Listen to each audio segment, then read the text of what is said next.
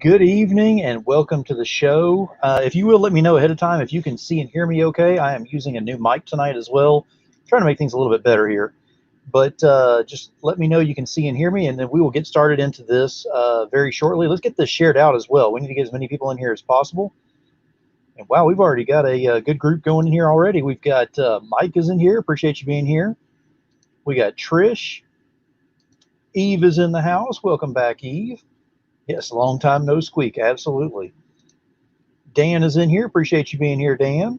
We have got Sarah in here. Lewis is in here. Yeah, we are having fun already. Okay. Sarah is in here. Looks like y'all can see and hear me. Perfect. All right. And yep, we got Chuck with us too. I mean, where can you have a live without Chuck? I mean, it just doesn't happen, right? And up there's my gal. That is for you, baby. And John is in here. Appreciate it. David's here. Wow, we got a good group in here tonight. All right, so we're going to get started into this bad boy. So this is not your normal show. I don't have, regular guests I'm interviewing, that kind of thing. This is more of a state of the show. I started out this year, and this is my final show of the year. What that means is I will have no more shows, interview shows, until mid-January. It'll be the 18th of January, be my first show, if I'm not mistaken. So that being said, of course, unscripted, I have one more, which will be on this Saturday, and that's going to be a special show in and of itself as well. But tonight is about just letting you know what's to be expected coming into the new year, what I've done this year, and things that have worked and not worked throughout the year, of course. The first thing that I want to let everyone know is the amount of shows that I've done. Now, keep in mind, this was late March, early April is whenever I started doing interview shows. And since I've started doing that, I did the count back, and I'm actually missing some shows on there. But the count back shows 89 shows that I have done, which is actually very odd because that's about the same amount of covers that Steph Wilson has done this year. So I'm right on par with Steph Wilson. That's not too bad. So with the shows that I'm missing, though, that should be closer to 100. So it's been busy. I've had a lot of fun with this. I've had some amazing people on here, really. I mean, I've met some of the best people in the world, created some of the best networking, worked with some people on some projects, gotten some projects going, had some people, hey, you meet this person, meet that person, and work together. It's been a blast, and I've had a blast doing it, and I want to keep doing it because apparently everybody wants me to keep doing it as well. So I am planning on turning it up quite a bit next year. What I mean by that is things that were working this year. Videos were working quite well. I'm going to stick with the schedule, but my schedule is going to change slightly. It's going to be on Mondays and Thursdays, starting on the 18th of next year in January. And it'll be on Mondays and Thursdays as the interview show. Unscripted is on Saturdays. I am playing around with the idea of another show that I'm going to be adding on, which is going to be a very small show, once a week, me only. All I'm going to do is jump on there and say, these are the projects that are going on that you need to keep your eyes open for this week. The way that I'm going to do that is you're actually going to go on to the DemoNation page. You're going to go ahead and post what you want to have put up on there, and I will go ahead and promote it. It can be anywhere from 15 minutes to an hour long, depending upon how much stuff I've got to put on there. But that way, everybody's got a place that they can go to every single week on a scheduled time that they know what to go look for to see what's available and what's currently out there. It makes it a little bit easier to find some things, and hopefully I can increase the voice in the indies that way too. So, man, y'all are busy in the chat tonight.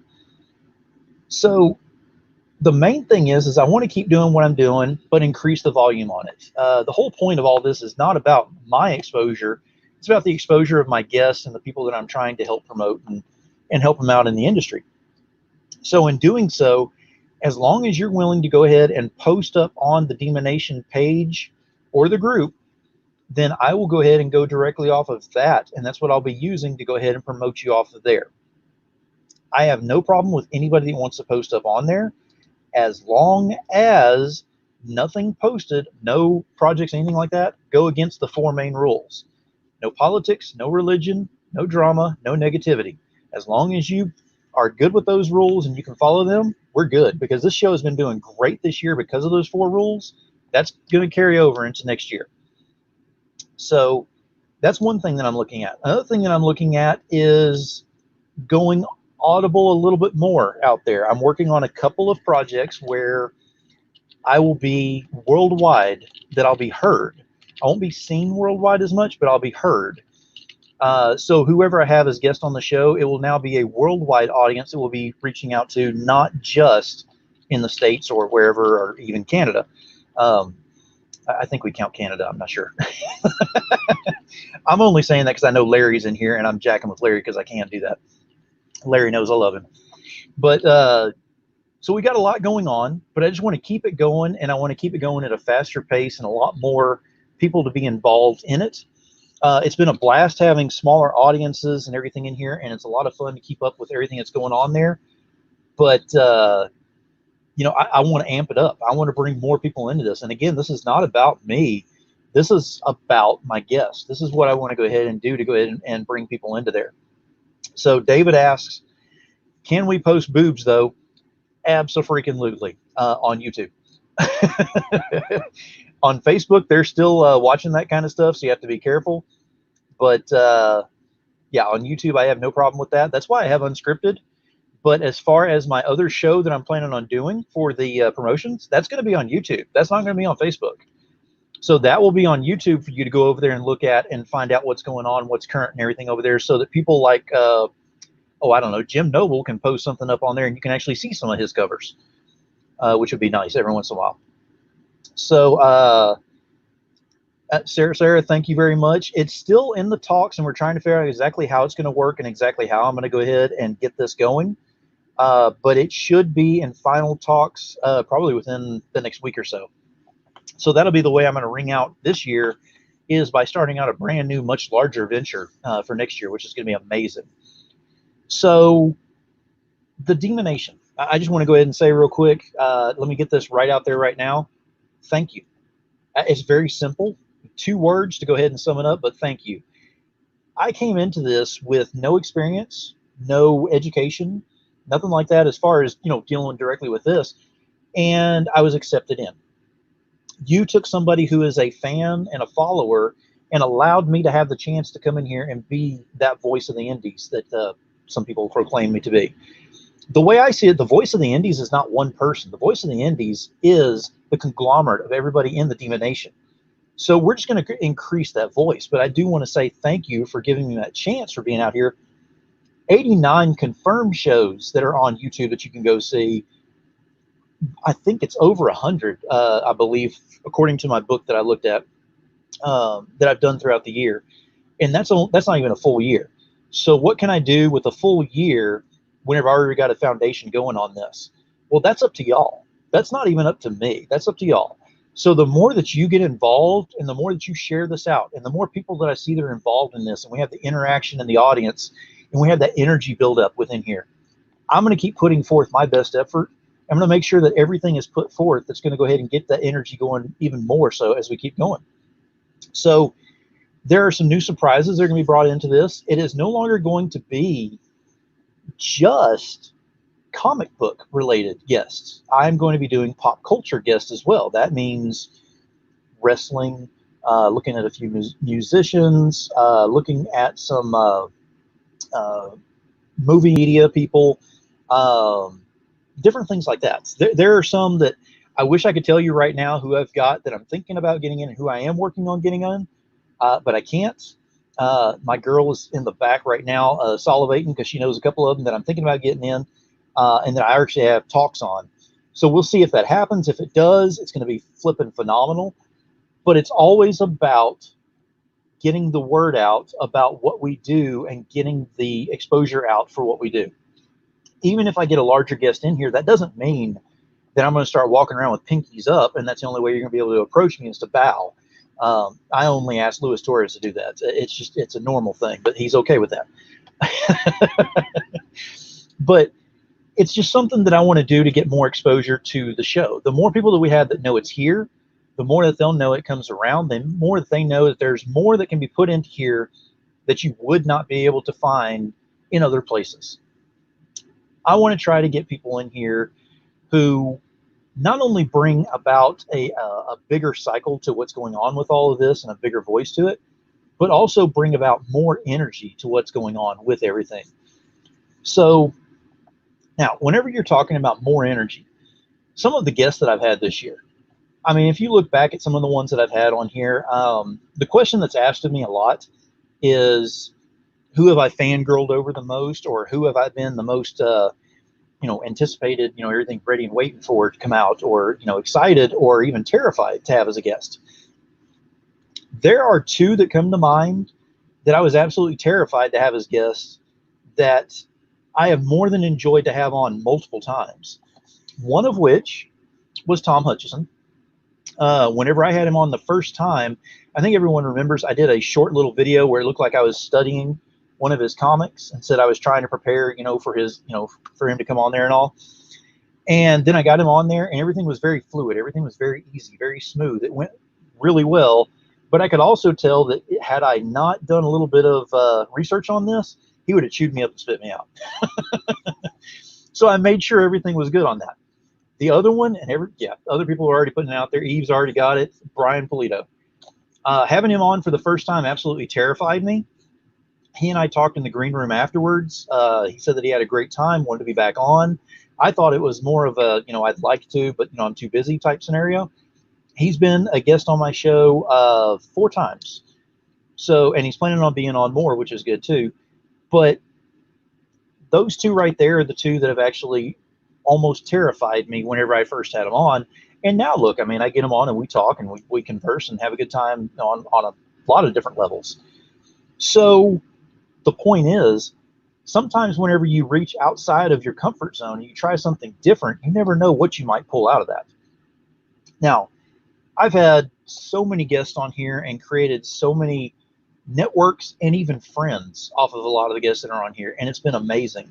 And that's 2020, and 2020 is one of those years we all want to forget. I don't want to forget it. I want to use it. I want to use it to go into 2021 and say, if 2020 worked this well with what happened, and this is where I am now, imagine where I can be in 2021. Imagine where this can land me in 2022, so on and so forth. I've asked on multiple occasions if you wanted me to go ahead and continue what I'm doing, and most people say that I am definitely wanting to keep doing this, and I am. I'm just going to go ahead and amp it up quite a bit. And in doing so, I just want to make sure everyone's going to be happy with what I'm doing, and going worldwide is going to be a huge thing on there, because going worldwide is going to give us a much bigger audience, and it'll also give us more people that we can kind of bounce ideas off of as well. You never know who's going to be out there listening that we can actually talk to later on. So I'm not downplaying what's happened in 2020. Don't get me wrong. It's just one of those things that I always talk about the positivity in my shows. And this is one thing that I want to say that it's a positive thing that I'm looking at, is what's happened for me in 2020. Now, those that know me know 2020 was an absolute, well, it's a shitstorm. I'm going to go ahead and say it out loud for the most part. If you decide to look at it on the negative side, then it absolutely reeked, and, it should have just been pulled the plug much sooner. You can't do it that way. I have to look at it the positive way. I got an amazing woman who is with me now. I've got an amazing career that's possibly ahead of me on this. I'm looking at my business opening up for the marketing and really starting to make a huge push next year on that one as well. And then, of course, with this and getting more and more people that exposure that they need, every time I see someone agree to, a different cover that they're doing, or they agree to do the lettering on this one over here because they heard that it was being done, or this new book comes out, it's amazing to me, because it's something that I had a hand in to say, why don't you talk about it? This is an idea. Why don't you mold this over? And I don't have all the ideas. I'm not saying I do. But on my show, with a lot of things that go on, I can sit back and say, yes, I did have somewhat of a hand in some of the ideas that have come out of this. And it's amazing to have that. I haven't gotten any kickbacks, anything like that. I'm going to let you know right now. But I've gotten a ton of respect. And that is the best thing that you can ever get, is all the respect you possibly can out of this industry. Now, that being said, again, thank you, everyone, for what you've done this entire year. And what this is going to be about tonight is, again, talking about what has worked, what hasn't worked. I want questions out there. I want you to ask me questions about what you think would actually work better. Give me your inspirations of what you want to see on the show. Give me ideas for guests on who you want to see on here. Anything and everything you want. In the process of doing so, we do have a couple of surprises tonight as well. So I'm going to be bringing those up as we go along. And man, y'all are just going to town over here on the comments. That is amazing. And see, I love seeing that because the interaction shows that there's a positive nature that's going on in the show. That means I'm doing something right on there. So before we get too far into this, I kind of have a celebrity in the backstage right now. And I'm going to go ahead and bring him out here. And the reason he's a celebrity is because as soon as he hits the floor here, two things are going to happen. He's going to actually control a record. And I believe Jim Noble's jaw is going to hit the ground. I apologize, Jim. I didn't let you know. But there's number 10 right there. Welcome to the show, Tom. 10-time champion. 10th time. What are you going to do about it? There you go. Well, I mean, you know, people have asked, you know, has he really been on there 10 times? Yes, absolutely. I mean, no, not until right now. Yeah, exactly. 10 times now. 10 times. There's a little, here's for you, Jim Noble.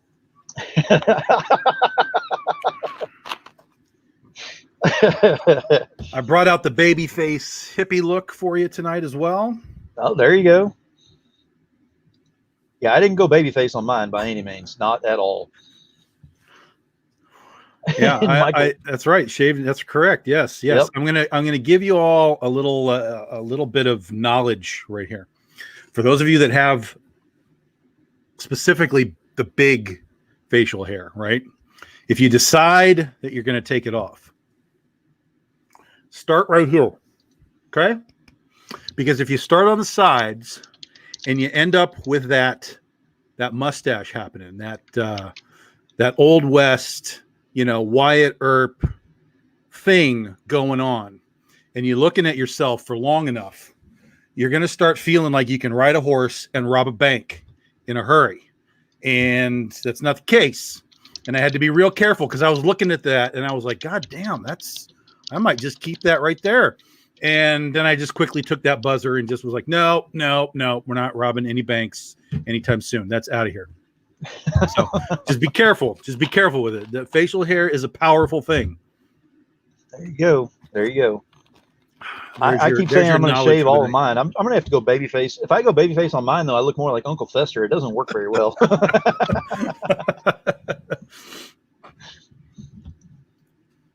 Now we've got David's a little distracted there too. You know, holy shit, Tom. Yeah, it's true. I mean, whenever I saw him in the backstage, it was like, that is Tom, right?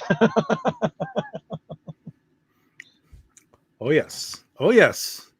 I'm a chameleon. And Lewis is bypassing us for an ice cream sandwich. Talk to y'all later. Really, Lewis? Really? Ice cream sandwich? You know you can eat while watching the video, right? Like that's not. It's not. It's not like we're putting you on video. Yeah. Yeah, you're not live here, man. And even if you are, we all take a drink now and then. Now we have the 10 time. You know, showing up here and everything. So I figured if we got the 10 time up here, we might as well at least go half on that. So here's the 5 time. Oh my God. Oh my God.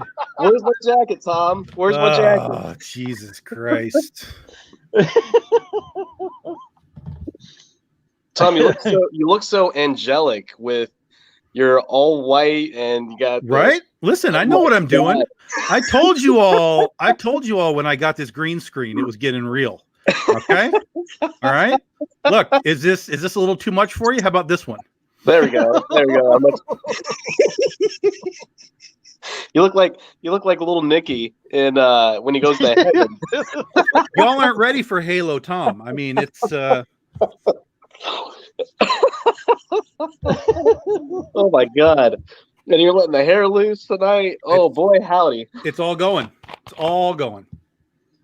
Now, Larry, I will tell you, first unscripted actually belongs to that gentleman right down there, because technically unscripted was started because of he and I having a show for him, and because I could only show 4 of his covers or so on Facebook, we decided to go ahead and put part 2 on YouTube and be able to show some of his covers over there, and that became unscripted afterwards. We decided to do that as a regular thing. That's just duck numbers, though. That's not really A real number. That's duck numbers. Larry, you got to get those duck numbers up, son.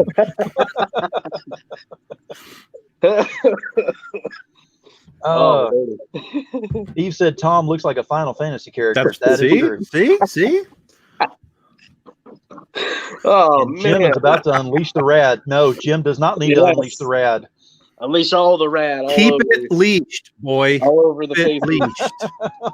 leashed. This is Facebook. Keep it leashed.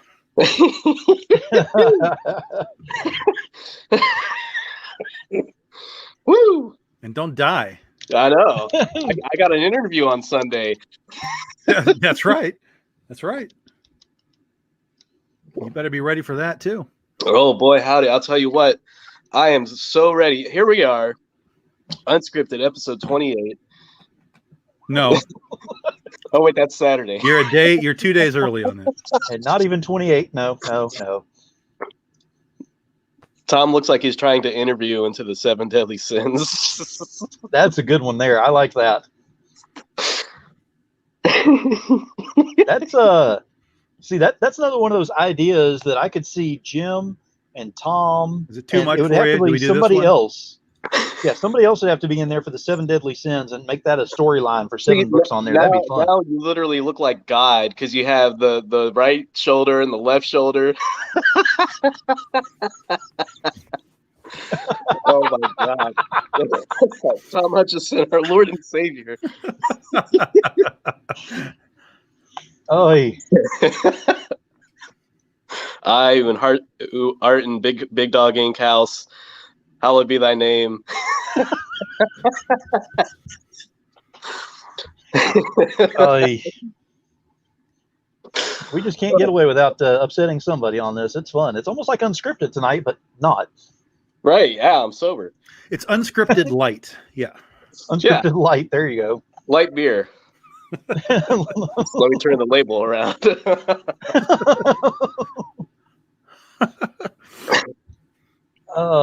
Whenever he spreads his arms like that, it's about to belly flop off the ropes. Oh. Yep.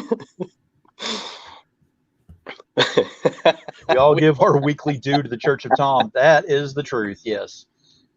Can you believe that, Phil, you've been doing this for about a year now? So that's what I was going to talk about, too, is because doing the interviews and stuff for almost a year, yes. But this all started with somebody who's in the audience, except he's not here anymore because he's dealing with the ice cream sandwich issue. But Luis Torres was the one who officially gave me that look behind the curtain and got me started into this. And immediately after Luis, it was Jim. So if anybody doesn't like me doing the shows or who I have on here or anything, blame Luis. He's the one who got me started in all this. Send all your hate mail over there. See, this is the only situation where I'm glad I'm number 2. It wasn't me, so don't blame me. But in the course of a year, I mean, I learned quite a bit because whenever I first got into this, I'm just like everyone else does whenever they first get their shot into this. They're like, you know what? No sleep in comics. I'm going to go ahead and do everything I possibly can. I'm not going to take any rest on this. I was doing 6 and 7 shows a week there for a little while. That damn near killed me. That's whenever I said, nope. when all of this started, I mean, no one knew how to turn the camera on. You know, Yeah. You're talking about going back to like February, March. No one knew how to literally do what we're doing. And Right. so as soon as somebody was doing it, everyone else was like, oh shit, that guy figured out how to turn the camera on. How do I get on his show?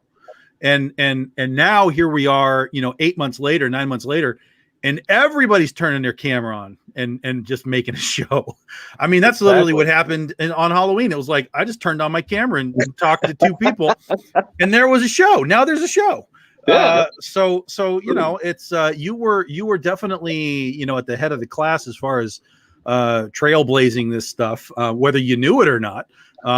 You were definitely there. I mean, I was doing shows way before you, but I'm doing sales shows. I wasn't doing like talk shows like this. So, you were definitely one of the trailblazers, at least within our general community, for doing this kind of stuff. So, and the fact that you're now here 89 shows later, that's a testament to what you did, that you did it right. You're like the it's not Adam only Carolla of podcast of streaming on Facebook. so it's not only a testament that I'm here after 89 shows, but I actually had to go through the rebrand to DemoNation because with the company that I was with before, we had actually hit over 2,000 subscribers on YouTube. Everything was going great on that, and then all of a sudden, change happened. Change does, and that's fine. So I decided to go ahead and do the rebrand from the change, and I haven't gotten the numbers that I had then, which is fine because Well, yeah, the but people that that's are just on there. yeah, that's just rebuilding. I mean, you know, it'll work its way back. Anytime you Oh, yeah. stop and start again, BDI stopped and started again, and you know, you just had to rebuild it, and it'll happen. But what I was going to say is the people that I have on there, that's the reason that I even have DemoNation. This is not my idea. This is the idea of my audience, of the people that actually follow the shows. Because we had Third Empire on here, and they're the ones that we were laughing and joking about a bunch of different things. And Manuel Soto went ahead and drew up something real quick and had the drawing for the DemoNation on there. Raj Mahan and I came up with the idea, the name for it, for DemoNation. And it was born. And it was one of those things where it was like, oh, this is never going to take off or anything. Next thing I know, we've got T-shirts for sale and everything. I'm like, what just happened? Steph Wilson. In case you didn't realize, this is Steph Wilson art that's on here. So this is not a fly-by-night, I'm not planning on being here very long situation. Thank you for that, Jim. See, Tom, we need to get you on. You could be part of the Three Amigos on this one. Oh, I hope I'm Martin Short. Oh, That's not all again. you No, could be. No, That's all you could be.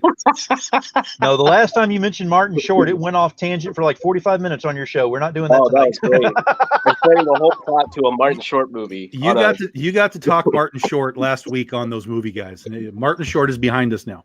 Exactly. Exactly. He had his fun in the sun. Now he's done. That's right. 15 minutes of fame. Move on. Steph Wilson says that Jim has a live show on OnlyFans. That's true. If you guys subscribe to my OnlyFans, I do live shows every Friday night for 69 minutes. And it's basically just me exploring my body. And if you guys aren't on there, you can subscribe for 69 cents. You can find me under Totally Rad Guy 69 on OnlyFans. You know, it's going to be really sad if that name's already taken. Yeah, exactly. And then we're going to get something really weird because it's not me. So there's someone else that's in the audience that actually has a part of helping me build all this together too, is Eve. Because Eve actually came up with the logo that is on Unscripted. In case anybody didn't know that mouth with the mic being shot down on and everything, that is Eve Fournier that actually did that one, and it came out great, and I used that one and everything. Again, thank you very much, Eve, for that one. Oh, that's Sweet. a mic? I thought it was something else with the mouth and the... No, it's a mic. It's a mic. Yeah. Unscripted. I got to be honest with you. Here's a little insider secret for all you guys out there in the audience land. When we did Unscripted, I didn't think we'd be doing it a month later, let alone 7 months, 8 months, 9 months later. And as the more the show goes on, the more drunk I get. So it's really fun. So I hope we can keep it going into 2021. I think we're going to hit new ground, especially me on my floor. Well, at least you've graduated from the freezer. Oh yeah, yes, exactly. Those freezer shows. The freezer shows. The freezer episodes. Those are that's like you put the episodes on DVD and it's a special freezer episodes. But the freezer episodes of Unscripted were those were the ones where we're like, because we've gotten into the groove of doing like the 2-hour unscripted shows, but like those freezer days, we were going until like everyone basically was just falling out, or when my phone would just end up dying, and then like it would be in the freezer, and then it would die again.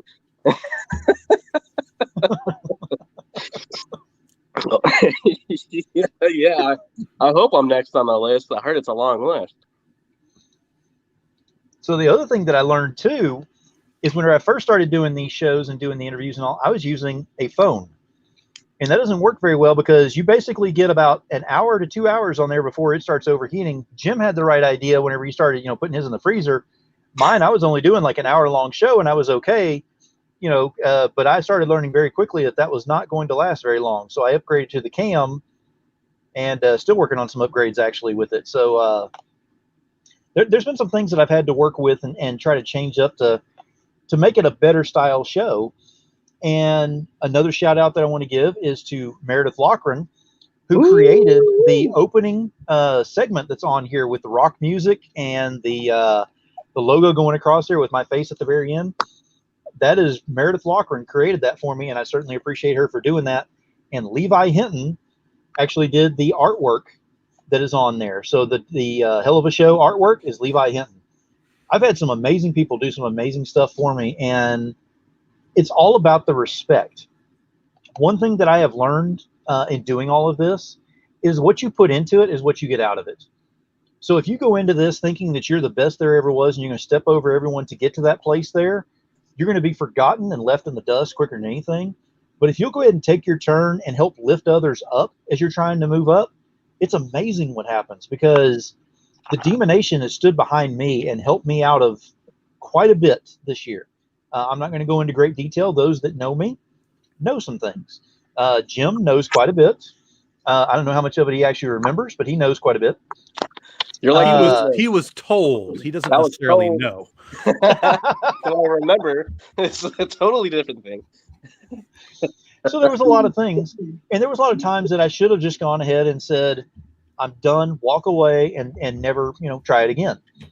But I didn't, and that's not because I was stubborn about myself. My main thing has always been about who's going to help get that voice out there for everybody else. Who's going to go ahead and help push these projects whenever no one else can at the time? You don't have all the cons right now. What else are you going to do? So you're trying to get somebody out there to at least help them out with things. Jim, would you stop with the fingers already? You're kind of like, it's kind of like you're like Meatloaf. First you were bat out of hell because you left Jersey, and then now you're like bat into hell.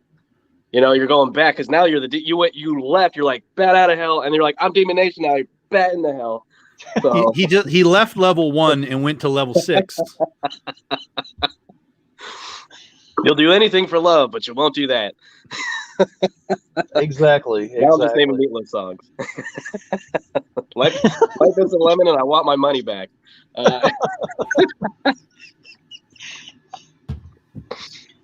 But there's been, like I said, quite a bit of networking that's going on, and a lot of friendships that have come about this. With Tom, going into the doghouse and being involved in that for the first time, that was interesting because, Jim, would you shut up? Well, when you say it like Tom's in the doghouse, like people who don't know who Tom is, they're like, oh man, poor Tom. They're like, they don't understand the Big Dog Inc. brand. 90% of the people that are watching this know what the doghouse is. I was going to say, everybody for the knows 10% Tom. that don't know, you need to figure it out. But I still remember going in there, and Tom was waiting. He was like, okay, I need a few more shares. We'll get started. A few more shares. And I was just kind of like, okay, I'm new to this. I'm just sitting back watching, waiting. And I don't remember who it was. I think it was Doug and Smithers were two of them that were like, share. And they kind of like message over. They're like, Phil, share. And I'm like, okay. So I shared, and then he's like, okay, finally we can get started. And I'm like, oh, that's how this works. At first, you kind of think it's like, okay, this is kind of a jerk move. Is this like a hazing that goes on at this time, or what is this? Now I'm the guy that's in there going, everybody share. Let's get this thing going. Yeah, share. If I could turn back time. Yeah. No, we did that a couple weeks ago. We turned back time already. We did.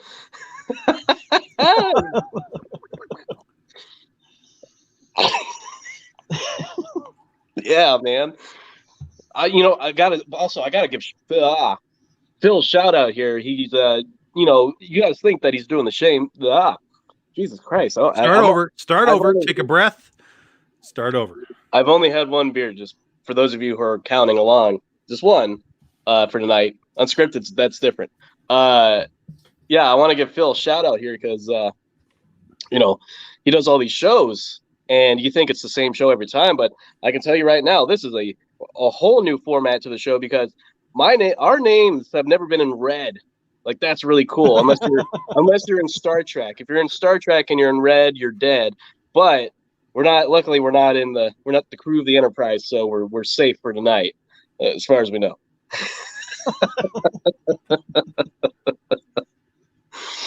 It's really not Red and You're Dead though. Picard and Riker, they were fine.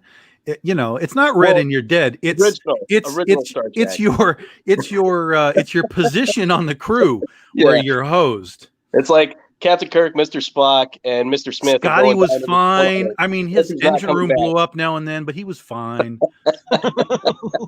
And then when it went to the movies, they were all in red. Yeah, so you don't know who's gonna die, and then they killed Mr. Spock. That's right. And then they brought him back. This is the wrong show. We're talking on the wrong show. That's Movie Guys Talk.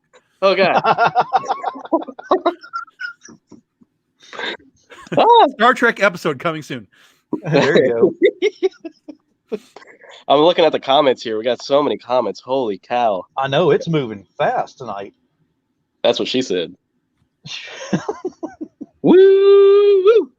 Also, shout out for all you guys tuning in. I know it's pretty late for y'all. I thought we were going to go live an hour ago, so I almost started drinking an hour ago. I'm really glad I did it. Yeah, that's because Phil changed time zones on us.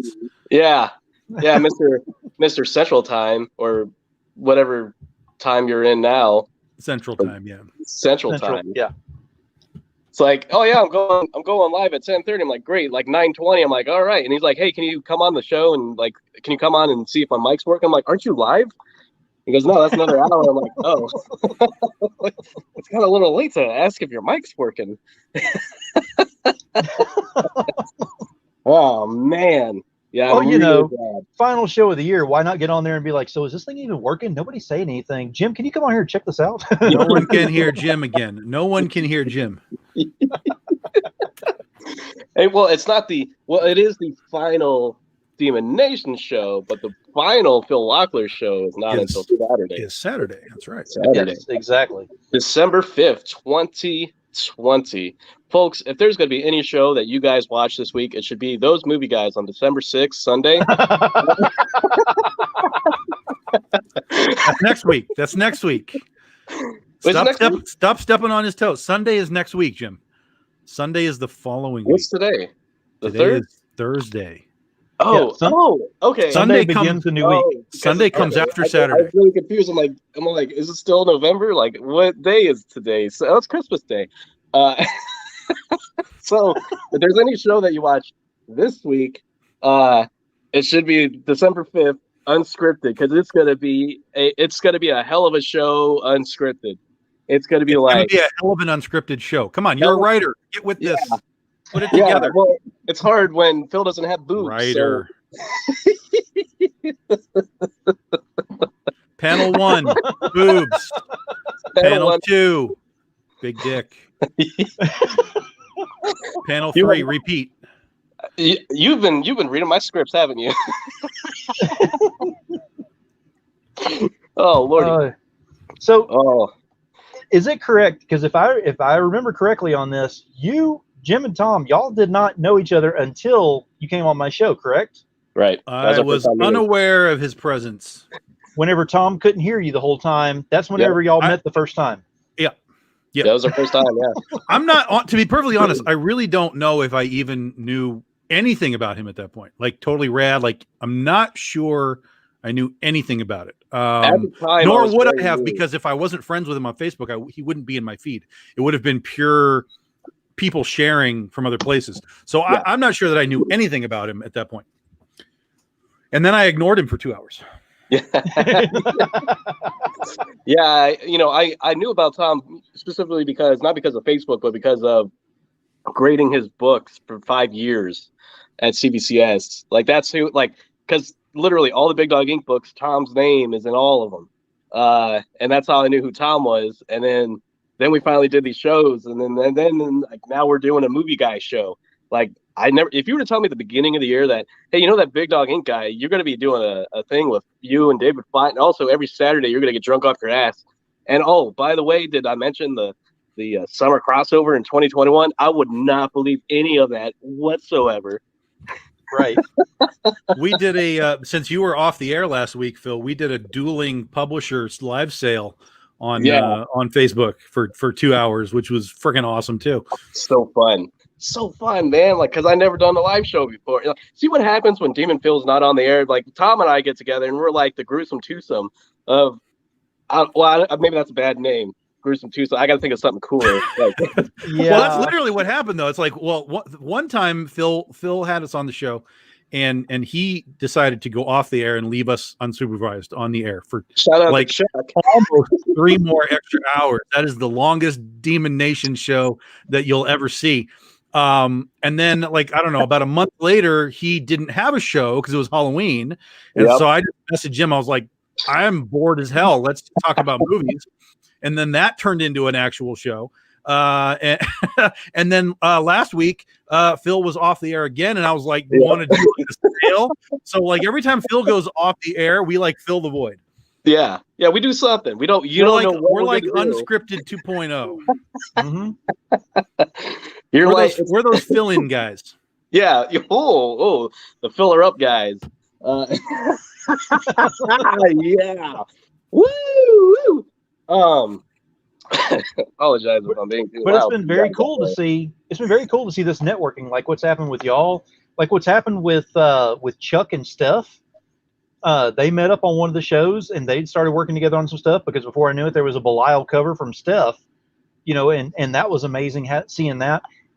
Whenever I see people working together and things happening and people getting work, because in this year, it has been very difficult for a lot of people to get some work and everything, because they don't have the networking skills and the foundation to get out on social media and do that.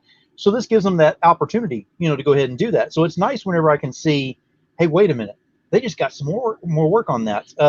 David Fott just got another cover. Justin Hunt just got another cover that he's working on. Jim's working on a kid's book. What? Well, yeah, this is, somebody, in fact, it was Larry. I don't know if he's still in here. I'm going to call you out, Larry. Larry made a post, I don't know, a while back, and he was like, these online cons are dumb. Nobody ever sells anything, blah, blah, blah, blah. I'm like, look, doing these shows, whether it's like this thing or an actual, like one of these convention that's online, it's long game, and it's networking. It's putting yourself in front of people that haven't seen you. It doesn't mean that they're necessarily going to come spend $100 on you that day, but they're going to be aware of who you are. Hopefully start following you on social media, and then you build that, and you finally get to a point where it's like, oh, okay. I remember this guy was on a con. I've been following him. I'm going to try one of his books on Kickstarter or whatever. And then for us that are actually on the show, I didn't know who Chuck was. I didn't know who Jim was. I didn't know who else have you had on the show. I didn't know who Giovanni was.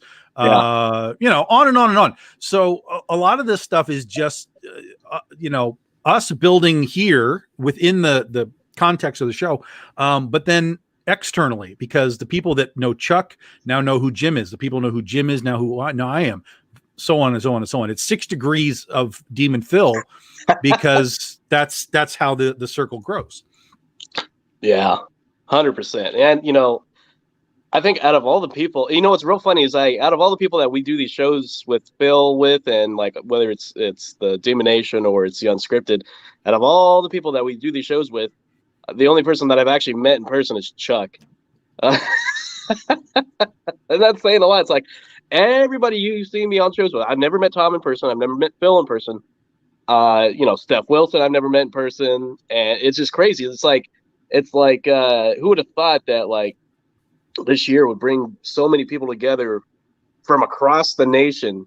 Literally, DemoNation is like, we're I guess we're international too now. But also, especially after the 4-hour show, we were, it was like 2 a.m. here, but it's like 3 p.m. in Belgium. We got some big followers in Australia. We got some guys spending some dollary dues for some sponsorships now. Did you redo? Like Budweiser, the king of beers, our proud sponsor, our first sponsor on the Unscripted show.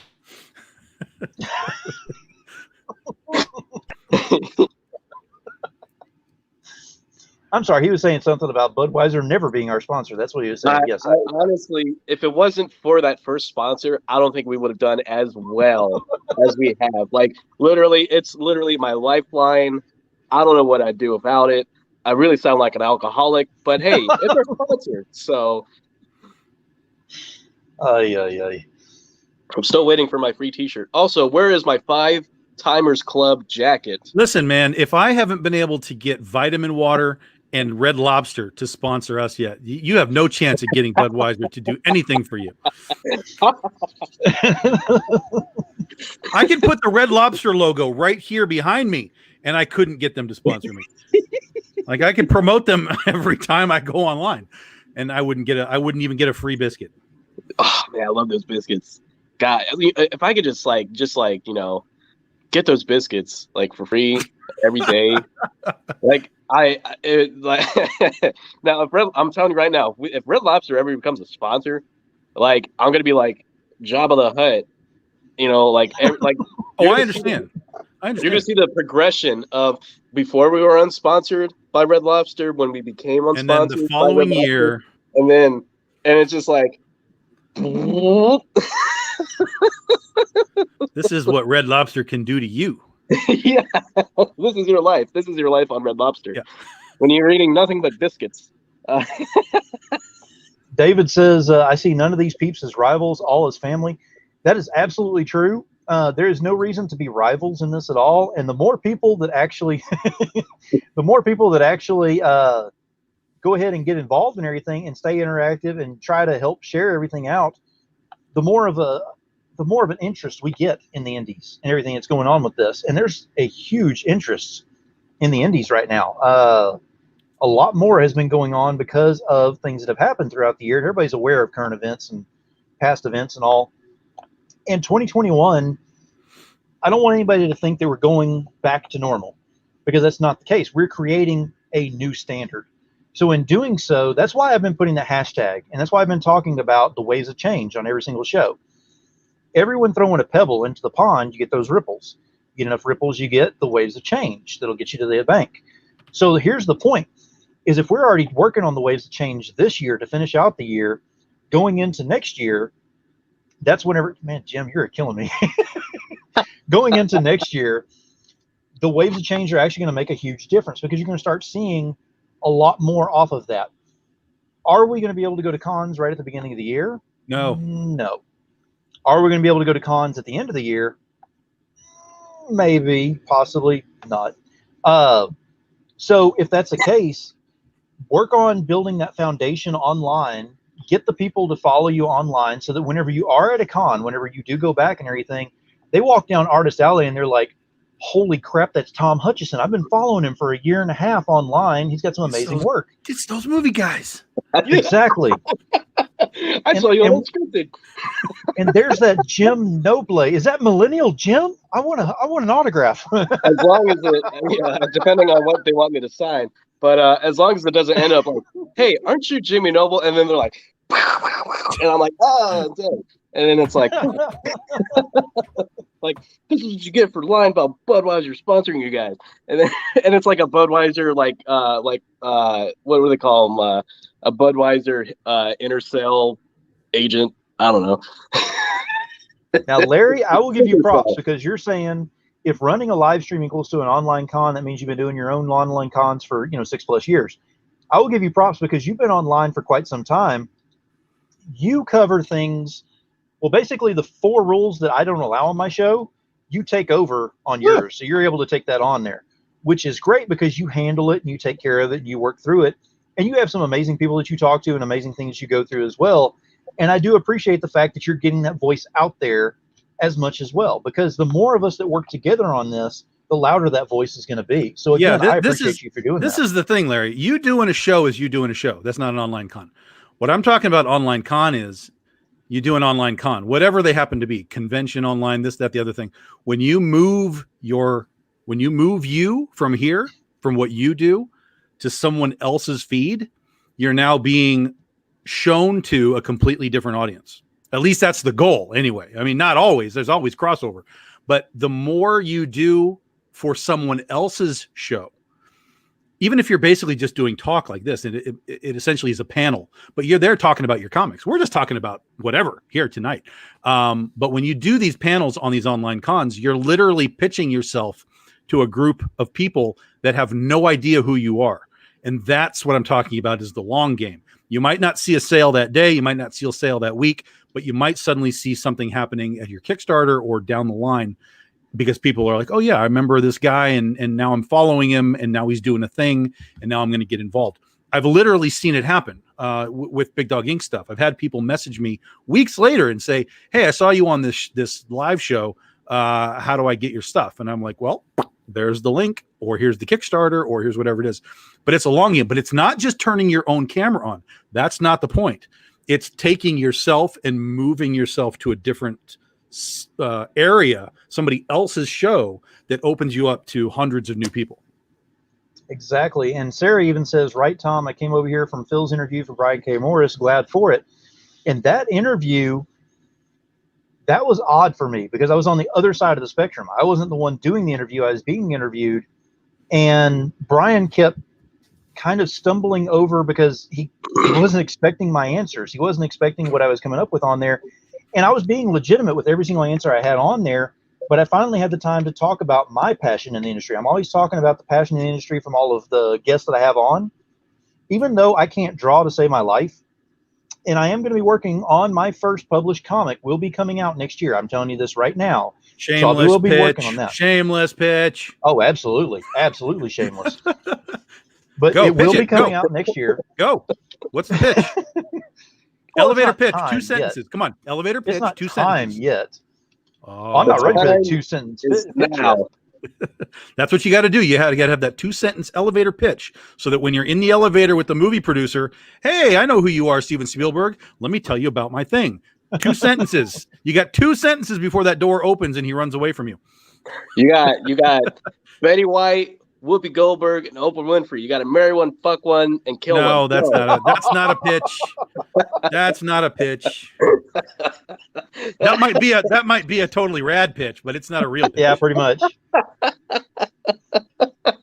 And I can tell you the answer is the same for all 3. Yeah. And Steph says, need a variant cover. I know a guy. I know, Steph. I already got a hold of David Fott and Justin, actually. So you knew 2 guys. I didn't know you knew 2 of them. Perfect. I know a couple guys. I know a couple guys and and a couple gals. All the ladies out there, the lady artists. David But and they also like to Justin. be called artists as well. So the genre comic. The genre of it, I guess, is more of a horror comic. Horror. Jim, horror. Okay. It is a 14th century mage turned vampire who is trying to get back to. It's an internal conflict that he has because mages of that time were actually. No, created... stop. You've tangentially gone off. Don't tell me history. Tell me who's your guy. What does he do? Why does he do it? 2 sentences. Go. Who's your All daddy and what does he do? He is a 14th century mage turned vampire, Demonstricus Dark, who is trying to redeem himself in the eyes of his mage brothers because he has turned to the evil thing that he was once he's once trained to kill. Have fun spelling that name out on social media every 5 minutes. Jim, do you know what my name was on here prior to? Oh, I know what your name was, and don't ask me to spell it. Do you know why I'm known as Demon Phil? I wonder how many people in the audience actually know the answer to that question. Do you know why I am known as Demon Phil? I know why. I mean, obviously, I know why. I don't want to spoil it for all the people who are guessing in the comments right now. I know why. I want to see if anybody in the audience actually knows this because if they watch some of the shows, Brian Polito, they would know. Well, you already said it. Like say no more. Let's see. Sarah says she's already interested in the book. Trish says when's the Kickstarter so I can back you. I appreciate that. Larry, you and Russell both. Oh, I have that. So, don't you have the original art for that? So for those of you who don't know what this is and you're kind of like, why is this so randomly being put out there and why is there BHCF being put out there by Russell? I'm going to tell you right now, you have to go back to my birthday show, August 27th, because it was the day after my birthday. It was the day after my birthday that we did the show. So August 27th, go look back on YouTube and find that one. You're going to have to watch it to figure it out because I am not going back through that right now. So Trish says you love Demon from Legend. I actually have the original art from Justin Hunt, Darkness.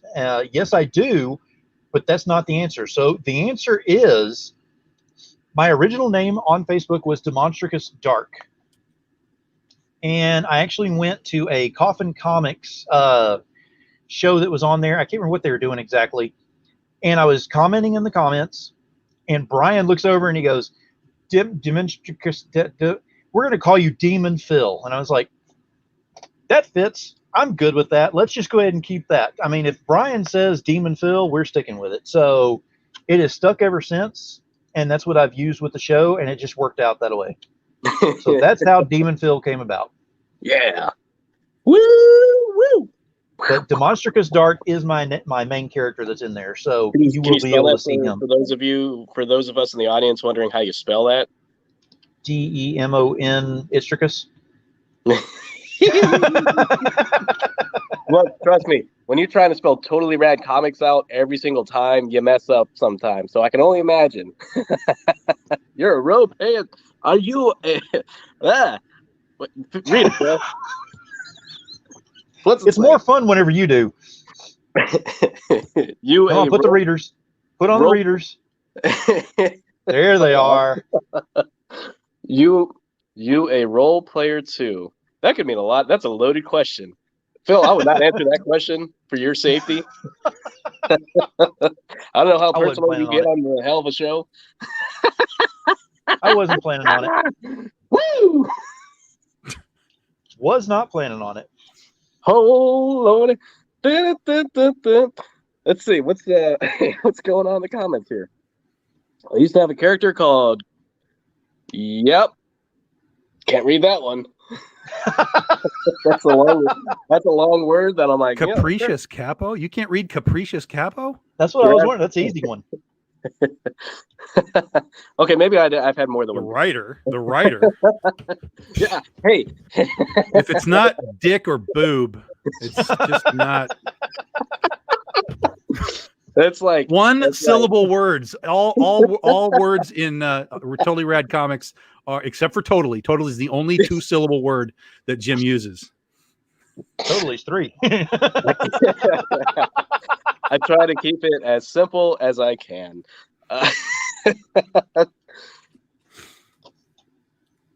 Yeah. Come on, read it, Jim. English. Read it. Capricious Jim English. Capricious. Don't ask me what I don't even know what that word even means. Like, what am I? Webster's dictionary? Jim is drinking cough syrup. No. Oh, note that James Smithers, put that back up real quick. Mr. Smithers. Note that James Smithers has had that critter on his profile for like, I don't know, 6 months. So big giant props to Mr. Smithers for promoting critter basically all year long. So what you're saying is I need to send him some totally rad art photos to change his profile picture. I got a lot of them. Mr. Smithers, if you could message me on Facebook, I got some fun. Well, actually, no, wait. Some of the pictures I show you, you probably can't put on Facebook. No, you can't. No. Oh, lordy, look who's 40. Oh, God. Resurrect the dick butt meme for Jim.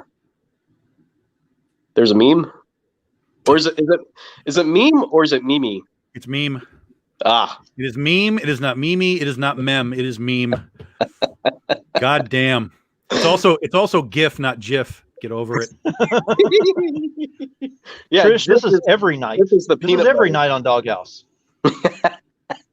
Yeah, Smithers, you still owe me a message. You gave out good karma last night, so shoot me a message. Tell me what it is that you're missing, and we'll figure out how to get you some karma. Yeah. Karma, chameleon. Jim was buying people comics last night on the Doghouse. Buying other people comics. He was like, "Hey, buy that book. I'll give that book to that guy, and I'm going to pay for it." I was like, "Damn." What? Wait. No, Smithers. Oh, okay. Smithers was buying books last night. Well, you might have been. I could just tell you that, and you were drunk. You were drunk, dude. I'll send you an invoice tomorrow. Don't worry about it. Don't worry about it. It's only $300. You know how many people have done that to me? You know how many artists that are like, "Hey, did you pay for this cover?" I'm like, "I thought I did." Well, here's another $600. Oh my God. Showing how much love people have here. Before Critter was Joan of Arc. Oh, Like Joan of Arc, like in Bill and Ted's Excellent Adventure. Yeah. Like in this. Boom. Oh, shit. There you go. Is it Joan of Arc or is it Joan of Arcadia? And that's a Shannon Mayer right there. It is a Shannon Mayer. I know him. He's a talented artist. Indeed. It's past my bedtime. Have a good night, guys. Russell, you have a holly jolly one. And I would promote your book, but I don't know how to pronounce it properly. But Russell has a book on Kickstarter if you guys want to check it out. Xenonanite Titan. Go look it up. There we go. Try saying that 3 times fast. Xenonanite Titan, Xenonanite Titan, Xenonanite Titan. Nanu. It's not tough when you're not drunk, Jim. Well. No. I'm sober. I'm sober on the hell of a show. I'm sober-ish. We're like those guys. We're like those guys. Sure. Those guys. So, for the hell of a show part of the shows, who do y'all want to see as guests on the show? Are you asking me and Tom or the audience? Audience, y'all, whoever. I think you should have. Now, are we just going with comic guys, or are we talking to pop culture? Because I know you mentioned pop culture earlier. Pop culture, yeah. You should definitely get Thomas Lennon on. For sure. I know he's been on the circuit of doing podcasts recently. You should definitely get. Oh yeah, that'd be fun. It can be really fun or really sad. Tom, who do you think should be on the show? I don't know, probably me. If I could be on there 5 more times, so I could be on the 10 Timers Club. Yeah, but by the time you're on here 5 more times, Tom's going to have a 20-time jacket, so it just kind of keeps going. Let's see. Maybe try getting some voice actors in here. Well, here's the thing. You gotta. This is the hard part about this stuff. Is I think your value right now is best served in promoting people who don't get promotion. You know what I mean? The guys that are just getting started, the guys that maybe have one Kickstarter under their belt and they're trying to do another Kickstarter, blah, blah, blah, blah. Now, if you were to say, hey, we're going to have this actor or whoever come on, that might bring more views to the channel per se. But what's the value that you're bringing? You know what I mean? Those guys have a lot of channels that they're going down already. So it's a kind of a weird, tricky thing, because if you're here to help small folks rise up, if that's sort of the goal, then I would say start scouring Kickstarter, watch some of these guys that are skirting over their pledges so that they're making it, but maybe not quite. And maybe they need a little extra pop. And immediately you open the doors for you to have hundreds of people that none of us know. And again, that's the whole point. Is it's great to have, people that we know on the show on occasion, but if the goal is to help raise people up, there's plenty of people that we don't know that do great work. And it's like, that's what I did last week on Friday. Instead of Black Friday and going to spend money on like Best Buy or whatever, I went to Kickstarter and just pledged to 10 different people's campaigns that I was like, well, this looks cool, and this looks cool, and this looks cool. So let me support you guys in what you're doing. So I think that's kind of probably where your mentality should start. And then obviously, like I said, if you can get names on the show, then that helps the legitimacy of the show, and it might bring more eyeballs, which would then put more eyeballs on the people that are coming up. So I think you need to find a really nice sort of mix of that. That would be my thought process. Yeah, and I'm booked up until the second week of February right now, and I've got a lot of people like that on there because I am trying to help them out too. I'm just trying to think of something every once in a while to mix it up. I don't want to have it where it's just going to be a power play every single show, but every once in a while you just want to throw something out there. It's like, wow, I didn't see that coming. Well, and I would try and find some folks that have crossover with comics, because there's plenty of people in pop culture in general that cross over to comics too. So, Exactly. Yeah, like Eve said she wants Adam Driver, but we've already got our token millennial here, so we can't have two of them. Sorry. who's your token millennial? Do I need to change the name? I will. No. Adam Driver's a millennial? Oh, I guess we're the same age. Yes. I guess we're the same age. Actually, I might be older than him. I don't know. Let's find out. Hey, Google. Hey, that's who you should have. Get Alexa on the show. The voice actress for Alexa. I'm sure she's somebody. Match up a new. I thought it said corner because R and N kind of go close together sometimes, but that's an M. Newcomer and someone who has the writer doesn't even know letters now. Jeez. I know the letters. We've moved away from one syllable words to trouble with letters. So they're all just blurring together. I'm also not wearing my glasses. Yeah, let's blame the glasses. That's not a bad idea though. If you were to do a 2-hour show and you had 1 hour for a name of some sort, and you had 1 hour of somebody new, and you could try and force a little crossover for the audience. That's not the worst idea ever. Exactly. And working on it. Keanu Reeves. Wow. Dude, if you could get Ted from Bill and Ted's Excellent Adventure. I mean, I know he hasn't been doing much work since those movies, but I think it would be awesome. Like, he'd be like, "No way, you want me on Hell of a Show?" And whoa. Yeah. See, in my world, Keanu Reeves only made 3 movies. That's it. He didn't make any other movies. There was no Speed. There was no Matrix. There was just Bill and Ted, Bill and Ted's Bogus Journey, and Bill and Ted Face the Music. That's it. That's all he ever did. That's insane. Yeah. Point Break? Point Break is pretty good. Come on. But also The Matrix is really good too. No, that's a no. We're going to disagree there. It's Well, not that good. It's not that good. It's not that good. That's a different show though, but that's not that good. Oh, okay. She's talking about Joe Hill. I know Joe Hill. He's Stephen King's son.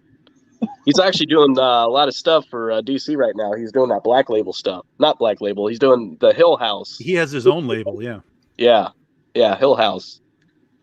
And I'm actually working on that because whenever I had what's his name did Rising Rebels as a guest, I was talking to him in the green room afterwards, and we're going to get some more people that he worked with on some other projects that I'll have as guests as well. So we're working on that for next year.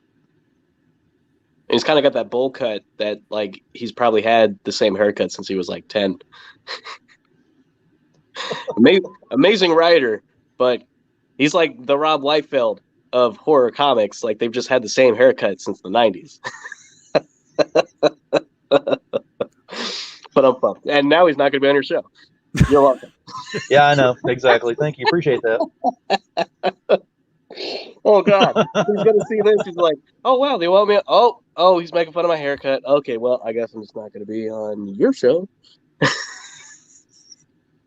Or they could just come on and say, start talking about that whole Jim Noble and his comics that he's got, and look, talk about his hair and everything. If Joe Hill brings up my name, like if my name's on his radar, that's really cool. That's a win. That's a win. Yeah, I win. That's really awesome. Like, nobody knows me. Even if it's a restraining order? Well, yeah. Yeah, when I get the cease and desist from Budweiser, that's when I'll know that we've made it. I'm working on it, Phil. I'm working on it. We do it every episode. Yeah, I know you are. I'm going to get that one of these days. I'm going to be like, Jim, you would not believe what they just sent me. Well, it'd be real funny. It's like, how did Budweiser find my address? Put on your glasses now. Why? Is there something I need to read? Everything. Everything. The world is words, Jim. The world is words. Isn't it interesting that live and live are the same word? No. Like, I'm going live. It's not interesting. Like I think it's like red and red. It's not interesting. Like I read a book and there's the color red. Yeah, it's not interesting. I find it No. English is a fancy language. No. It's a language that I still don't understand. That we know. That we know. 222. There's 3 2s. There. There's 3 theirs. Yeah. Why is it that in Scrabble there's 4 Q's but only 2 U's? I mean, I feel like I'm doing Seinfeld jokes now. Like, because there's Q words that don't have a U after it. Come on now. Yeah. Come on now. You know, I used to be really good at Scrabble. No, apparently not. If you don't know the Q words without the U, like that's like key strategy. Like, holy crap. Well, I would use words that were like from movies, like Jawa from Star Wars. That's an illegal word. That's a 12-letter score right there, and if you get it on a triple letter, it's an illegal word. Jawa is a real thing. Jawa is not recognized in the dictionary as a real word. It is in the Star Wars dictionary. Star Wars Scrabble. There you go, Scrabble. If you want to make your game relevant again after 30 years, do a Star Wars. Just allow names. Just allow Star Wars words. Like you don't have to package that. You just say we're going to play Star Wars Scrabble. There we go. I might be the biggest moneymaker. Oh, I don't own Star Wars though, so I guess I wouldn't make any money. It's like the Big Bang Theory where they're playing Boggle with Klingon. I've got Pach.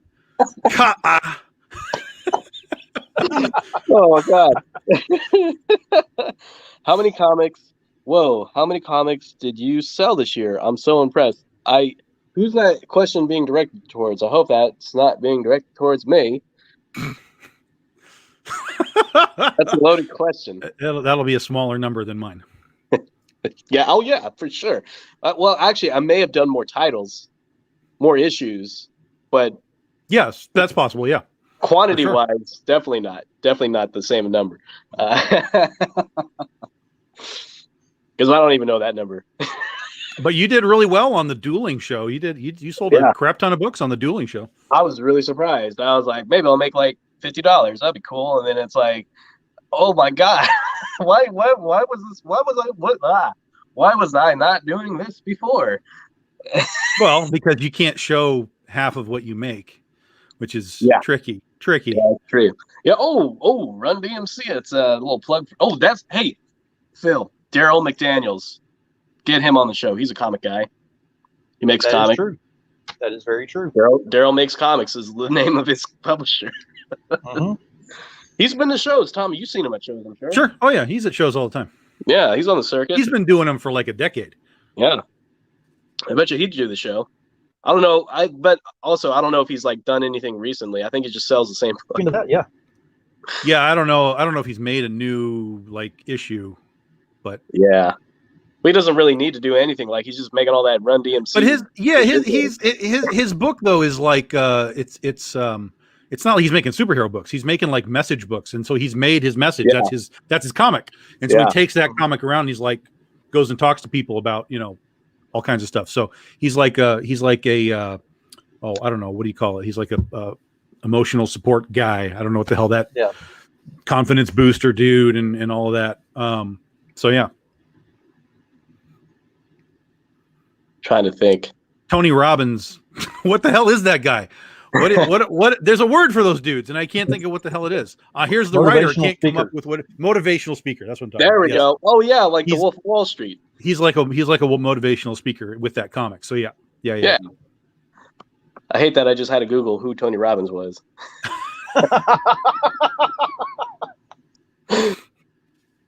How many circles did you have drawn for your comics this year? More than I can count. Yes, to you, Jim. But I was just being smart. Oh, okay. Yeah. Oh, hey, that's why you should get on the show. Get Joe Pesci. He's not doing anything. Yeah, that's the key. Get the people that aren't doing anything. That's the real key. Yeah. If literally like you get Joe Pesci in a movie after being retired, that's a pretty big deal. Way to go, Martin Scorsese. But you get Joe Pesci on the hell of a show. People are going to be talking about that.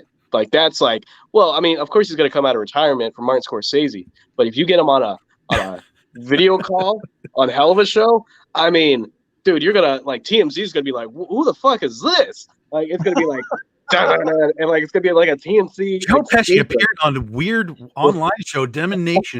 What? Joe Pesci goes on a 3-hour rant about how much he hates Macaulay Culkin and Robert De Niro. Things that we never knew about Joe Pesci. Oh God, dude, you know how cool that would be, dude. Oh my God, and then you would be the Mr. Pinky. You'd be the Pinkies Up guy. I watched the earlier part of your show. I wasn't just sitting in the green room, not paying attention. I listened to what you say. That's how you know I'm sober.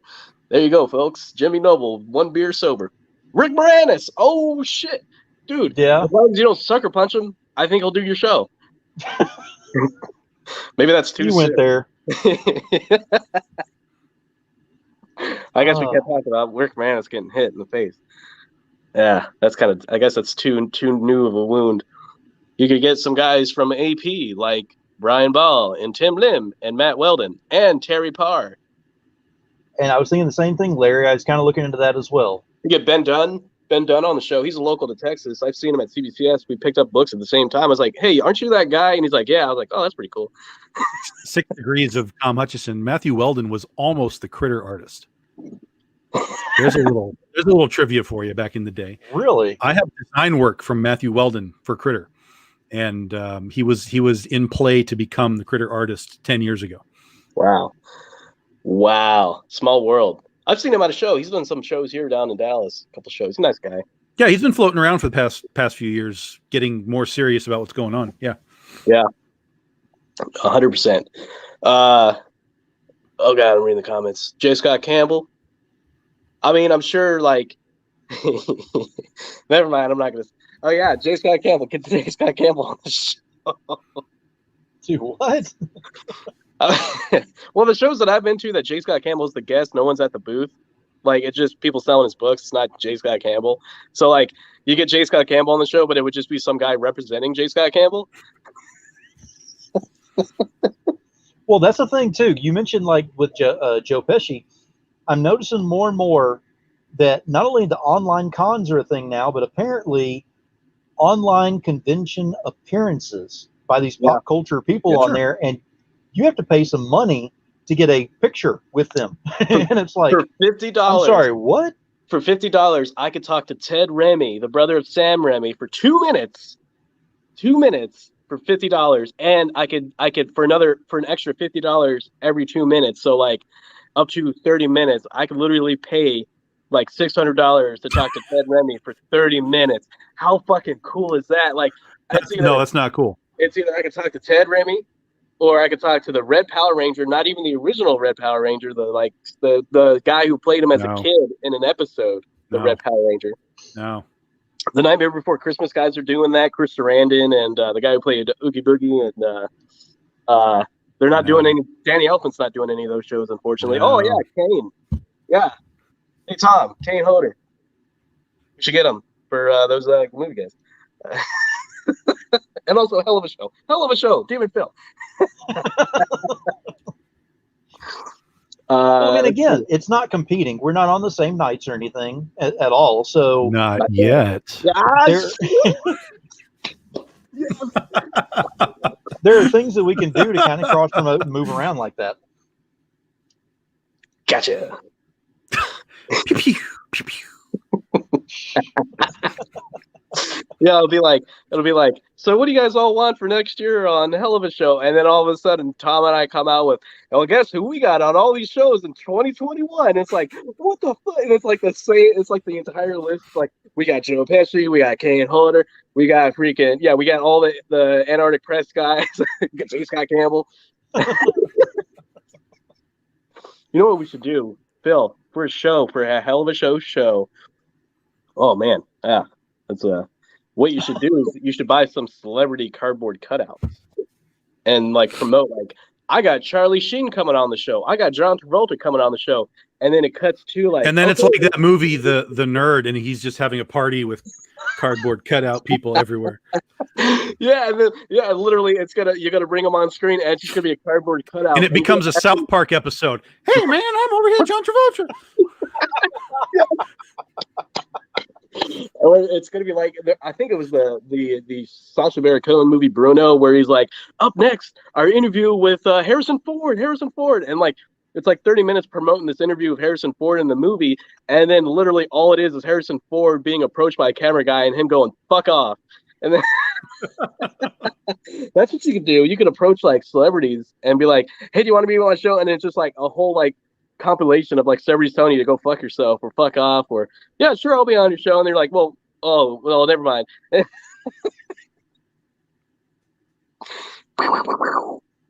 I'm just giving you new ideas. You could create a whole new show. The Phil Locklear Celebrity Stock. I love the South Park idea with cardboard cutouts. I think that would be the funniest shit anyone had ever seen in their life. We're going to interview John Travolta today on this show. Hey, man, I'm John Travolta. Oh, Jesus. I mean, somebody, listen, in 6 months, you're going to see that show. Somebody's going to do it. Somebody's going to hear this and be like, dude, that's going to be a show. I'm going to do it. I have a Charlie Sheen cardboard cutout. I have Billy Piper in my closet. Wait, the cardboard cutout or the... I know what I said.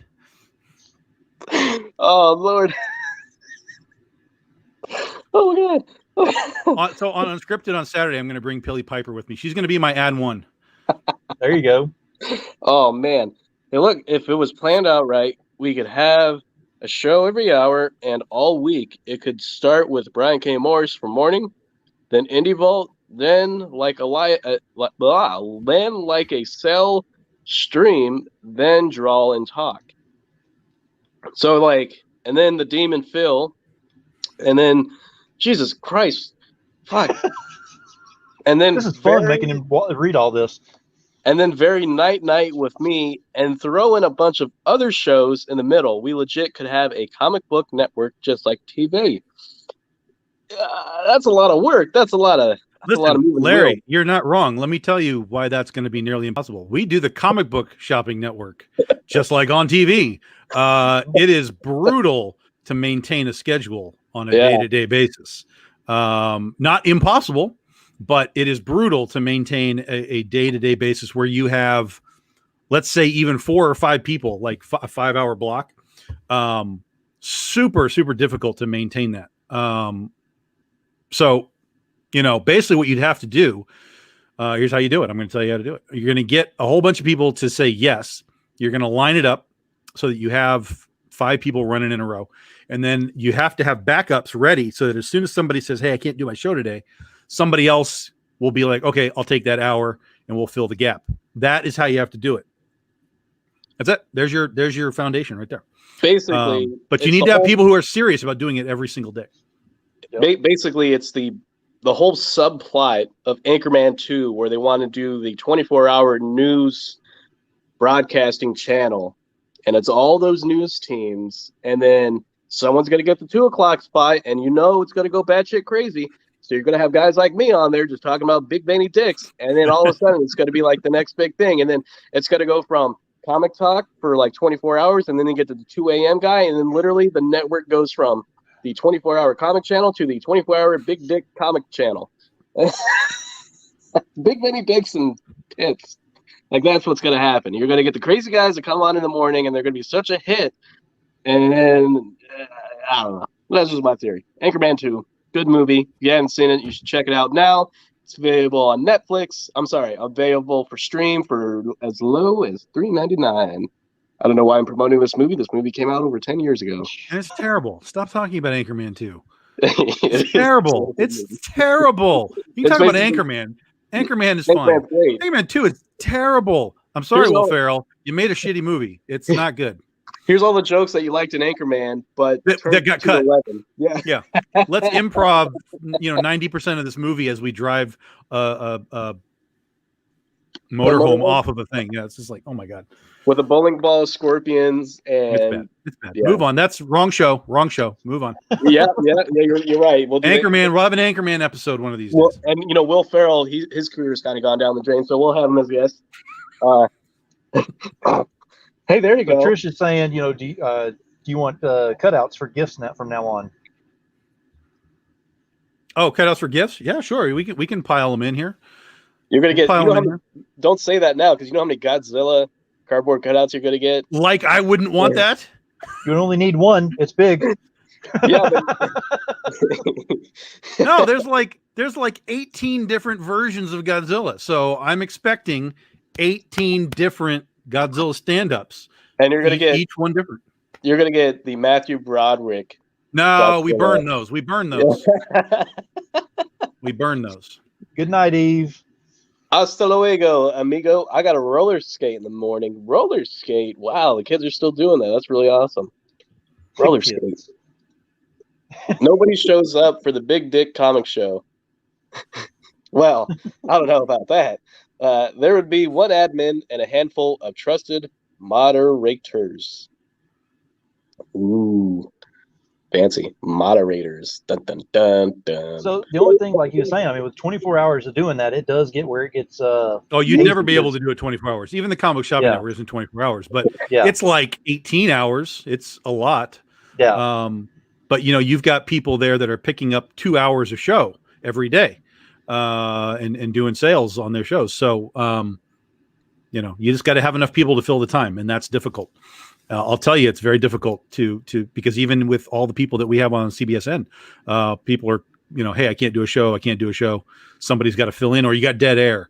So, it's just how you want to figure it out. Now, he did mention something that was, that did make sense, which was, you could upload some pre-recorded stuff, which is fine. I get it. Absolutely. 100%. That is a doable thing. You could do like Gene the Dancing Machine for 2 hours on loop. Just dun, dun, dun, dun, dun, dun. That's a throwback for all you Gong Show fans. I'm sure everyone watching this probably don't even know what I'm talking about. How the hell do you know what you're talking about? Dude, I'm the 80s guy. I mean, come on now. The 80s guy that was born in the 90s. Yeah. Makes no effing sense at all. Yeah, who would have thought? Like, maybe I'm a time traveler. You don't know. A time traveler who can't read. Because where I come from, the words that I'm reading aren't in existence. Let's see what the comments are saying out there in comment land. Not just, that just making things up. Just making shit up now. I do know. Mike knows. Trish knows. See, those I had a feeling they would know because they're such amazing people. What are you shaking your head? Nothing. What? Brown paper bag and bad jokes. Oh my god, dude, it could be like just like a 2 hour loop of like just like a big fart, and then just like for 2 hours just nonstop. Like when no one's on the show selling books, it's just like it's like no. No, I'm just thinking what I'm saying. I'm saying what I'm thinking. No, I don't do any illicit fancy bath salts or any. I just drink. There's just no filter. He's just stream of consciousness. That's all Jim is. It's just a sentence that goes into a sentence that goes into a sentence, and then he takes a swig of beer, and we try and get a word in edgewise. Yeah. That pretty much sums up the hell of a show and also unscripted. Like that's pretty much like a lot of unscripted episodes. Those movie guys is like the only Jim Noble show where he's actually like coherent and listening and actually like, oh yeah. I have like things to add to the conversation that matter. Yeah. Like when we started doing it, I was like, okay, so these are the shows that I will not drink on. Like because I love movies so much that I don't want to fuck anything up. So I'm like, yeah, man, like I had to be 100% sober so I can like everything I says makes sense. Because I can tell you right now, if we did those movie guys and I'm drinking, it's gonna be like, yeah, I think that scene where Norm Macdonald comes in and bites Chris Farley's nose off, and it's like that didn't happen in the movie. What are you talking about? It's just I was just making up scenes at that point. It's like, and then. But although I did go on a Martin Short rant on a Western themed show, and that was sober me.